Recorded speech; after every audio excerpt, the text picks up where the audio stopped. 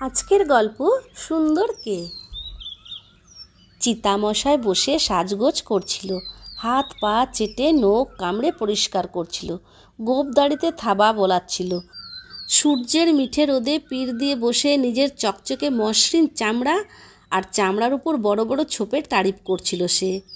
আস্তে আস্তে উঠে পুষ্করিণীর পাড়ে গেল সে। তারপর মুখ নামিয়ে টল টলে জলের ভেতর নিজের ছায়ার দিকে তাকিয়ে রইল। খানিকক্ষণ এক দৃষ্টে জলের দিকে তাকিয়ে থেকে নিজের মনেই বলে উঠল চিতামশাই, না, সত্যিই আমি সুন্দর। বনে জঙ্গলে যত প্রাণী আছে তাদের মধ্যে নিঃসন্দেহে আমি সুন্দরতম। একটা শেয়াল তখন সেখান দিয়ে যাচ্ছিল। সে চিতার কথাগুলো শুনতে পেয়েই মন্তব্য করলো, তুমি যা বলছো তা ঠিক বলে কিন্তু আমার মনে হয় না। চিতা এমন ভান করলো যেন শেয়ালের কথা সে শুনতেই পায়নি। কিন্তু শেয়াল অত সহজে ছাড়ার পাত্র নয়।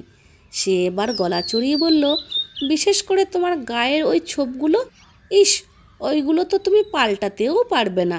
চিতা তো এবার নাক টাক উঁচু করে খুব তাচ্ছিল্যের সঙ্গে শেয়ালের দিকে ফিরে তাকালো। তারপর দাঁত মুখ খিচিয়ে লেজ আছড়িয়ে খুব মেজাজ দেখিয়ে বলে উঠল, তা তুমি এত কথা বলার কে হে? তোমার নিজের তো এই ছিঁড়ি, খসখসে চামড়া, এবড়ো খেবড়ো লোম, এই চেহারা নিয়ে তুমি অন্যের সামনে কি করে যে বেরোও সেটাই তো আমি বুঝে উঠতে পারি না। ওর কথায় কোনো উত্তর না দিয়ে শেয়াল আবার বলে উঠল, এখনই তুমি বলছিলে না যে তুমিই নাকি বনের সুন্দরতম প্রাণী? তা এই ধারণাটা তোমার হলো কি করে? চিতা উত্তর দিল, তোমার হয়তো আমার গায়ের ছোপগুলো পছন্দ নয়, কিন্তু বাদবাকি আর সব প্রাণী এগুলোর দারুণ প্রশংসা করে। তাছাড়া আমার এরকম চকচকে উজ্জ্বল চামড়া, সুন্দর গঠন, রাজকীয় চলাফেরা, সব মিলিয়ে এরকম সৌন্দর্য আর কার আছে?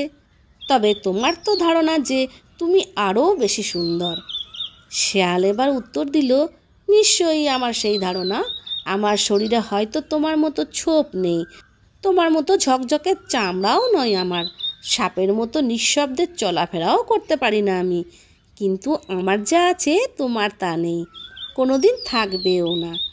এই সৃষ্টিতে যত প্রাণী আছে আমি তাদের মধ্যে সবচেয়ে বেশি চালাক, বুদ্ধিমান আর কৌশলী। আমার বুদ্ধিকে সবাই হিংসে করে, আর তুমি? সে কথা আর না বলাই ভালো। একটা মুরগির মাথায় যেটুকু বুদ্ধি আছে তোমার তাও নেই, তাই আমি তোমার চাইতে বেশি সুন্দর। এরপর চিতার কাছ থেকে কোনো রকম উত্তর পাওয়ার অপেক্ষা না করে শেয়াল একটা খরগোশকে ধাওয়া করে জঙ্গলের মধ্যে ঢুকে পড়ল। মনে রাখবে বন্ধুরা, আমরা এই কাহিনী থেকে এ শিক্ষাই লাভ করি যে সুন্দর চেহারাই সব কিছুর মাপকাঠি নয়। মানুষের আসল রূপ হচ্ছে তার বিদ্যা, বুদ্ধি, আচার আচরণ, ভদ্রতা, নম্রতা এবং সাহসিকতা। তোমরা সকলে খুব ভালো থেকো, সুস্থ থেকো, আনন্দে থেকো, এই শুভকামনা নিয়ে আজ এখানেই শেষ করছি। বাই।